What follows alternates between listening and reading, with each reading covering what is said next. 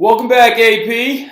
So we're going to pick up where we left off in class, and we're going to try and keep this brief because I know it's Sunday, and I know you all have football to watch, and go Birds tomorrow night and everything, but let's go ahead and get into it. So we left off in class talking about how indulgences are dependent on a widespread belief in purgatory. We talked about how that belief kind of really lurched forward in the 12th century along with like the Benedictine rules and things like that. We talked about how indulgences are supposed to be good deeds, like actually like signed off on by the church, but actually later on in the 1500s, some popes and priests are going to be in to try and sell them or hawk them, remember? So anyway, now, this guy, Leo X, the pope at the time, he was a Medici pope, was commissioned the indulgences to remodel St. Peter's Vatican City, which I showed you in class on Friday. Now, bad priests in Germany, they're actually going to begin to push these things hard because they have a lot of debts to pay off, all right? So much like when we talked about people going to brothels and giving daughters to pay off debts in the Middle Ages, priests also had debts as well, so they begin to actually push these indulgences very hard and skim off the top so they can actually like pay off some of their own debts. Now, Johann Tetzel is going to make a huge advertising blitz. You remember that phrase that I said in class yesterday or the other day? When a penny in the coffer rings, a soul from purgatory springs. That was his ad campaign. And that little piece of paper, that was one of his advertisements. So he made a huge blitz with these and offered them as ways to get your family out of purgatory as well. So an indulgence is supposed to get your soul out of purgatory, give you a lessened amount of time in purgatory. Well, Johann Tetzel's indulgences were actually like premium quality indulgences, as he so put it, even though it's just a piece of paper. Which said that it would actually get loved ones that are in purgatory already a lessened time there. So, of course, Luther is going to be, and this right here, this is one of his advertisements. People came from hundreds of miles away to buy these things. So, this is going to be the last straw for Luther, and Luther is going to write his 95 Theses. Well, really quick. The 95 Theses is actually a letter, all right? It was actually a letter written to a priest in Rome, and it said, and chances are he never actually nailed the theses to the door of the church in Nuremberg, but we like to believe that story, and most historians take it as fact because the people who wrote the biographies about him say that he did it. But the main thing about it is it all has to do with the fact that he was called back to Rome in 1519, but he actually refused to take back his ideas. And so instead of going to Rome, because he didn't actually trust going to Rome, mainly because anybody remember what happened to Jan Hus? He actually is going to travel around Germany and communicate a lot of his ideas with other priests. So the big thing he did, though, also, is he began to print pamphlets, all right? So the 95 Theses, probably more effective in the pamphlets that he printed than it ever would have been on the door of that one city, right? So saying that the popes could err, right? His pamphlet said that the popes have done wrong, can do wrong, and probably will do wrong again. Said that secular leaders should reform it if the pope wouldn't, and that there's no difference between lay people and clergy, right? So Luther's biggest beef with the Catholic Church goes back to his three principles. Faith alone, Scripture alone, Bible alone, right? Or, yeah, that's right. No, Bible, no.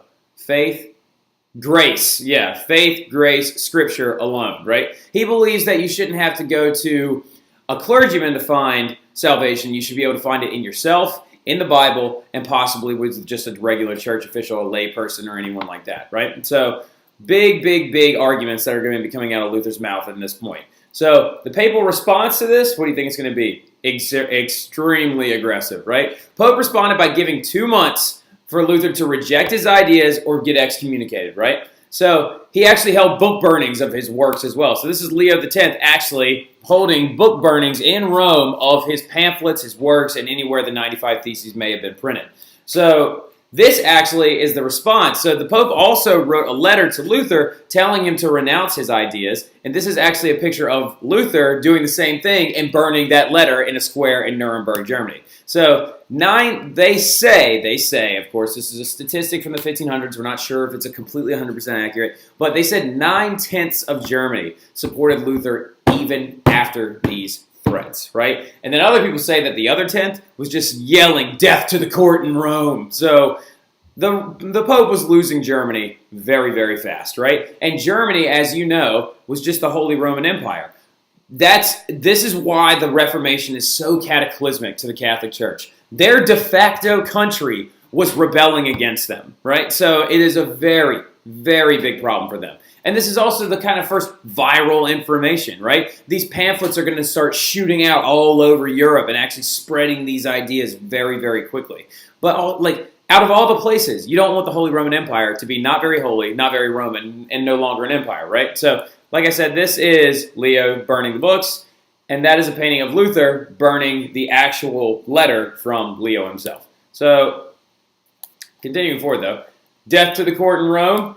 You've all heard this before. Thank you, Nathan. The Diet of Worms, right? So the Diet of Worms, or the Edict of Worms, well, an edict is a piece of paper that came from this diet, right? And the diet was a meeting in Germany held by Charles V, who was the Holy Roman Emperor at the time. So Luther arrived at this meeting and refused to give in to the demands or recant, right? They told him, you will be non-excommunicated, you will be back in the graces of the church, no harm will come to you. Just recant what you said and take everything back and make it public. And he refused to do so. It's a very famous part of his refusal, is a huge part of European history because it's showing defiance to authority. You could honestly say that the seeds of revolution may have possibly been laid by Luther because every single citizen in Europe at this time was Catholic. So the fact that one man was rebelling against that giant institution that every European was a part of gives the seeds, the ideas of revolt, right? So I know, Mr. DeMeo, you think it's the Protestant Revolution, but you understand what I'm saying. These ideas could have actually led to greater and greater things, and actually more ideas of we can take power back. We can push against the authority, right? So anyway, this is the last thing that we're going to do for today, I believe. Yep. Wait. Is the last thing we're going to do for today? Oh, yeah, no. We got one more thing after this. So just, you don't have to write this down, but this is a very famous quote, very, very famous quote from Martin Luther when he was asked to recant his ideas. He said, "Unless I am convinced by the evidence of the Scripture or by plain reason, I cannot and will not recant anything, for it is neither safe nor right to go against conscience," right? So he actually said this in the face of the cardinals in Rome. He said, I refuse to take this back because it goes against my conscience, it goes against common sense, and it goes against everything that the church stands for. So, last thing though, you would think that rebelling against the Catholic Church so ferociously would have hurt his appeal. This approach actually earned him an even bigger audience. All right, so we will pick up on this stuff tomorrow. We're going to be talking about Protestant thought, right? And we're going to have a little short vocab quiz in the front, and we're just going to get things kicked up there. All right, I will see y'all then, AP. Hope y'all enjoy the rest of your Sunday.